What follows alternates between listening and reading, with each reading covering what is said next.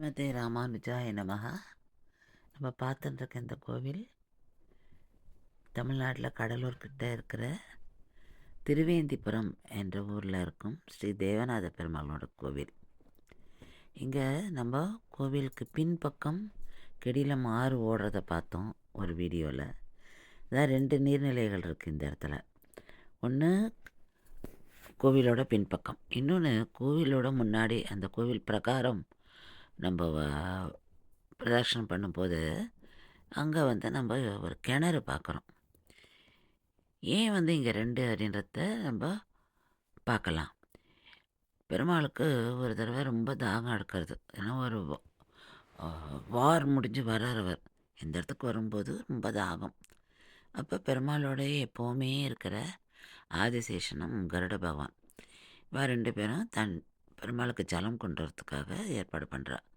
அப்போ கருடாழ்வார் பிரஜா நதியிலேருந்து தண்ணி கொண்டதுக்காக போய்டுறாரு. அது நாடி ஆயிடுறது வரத்துக்கு.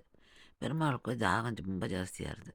அப்போது ஆதிசேஷன் என்ன பண்ணுறாருன்னா, தன்னோட வாளாலேயே அந்த பூமியில் தட்டி தட்டி தட்டி ஒரு ஊற்று க்ரியேட் பண்ணுறார்.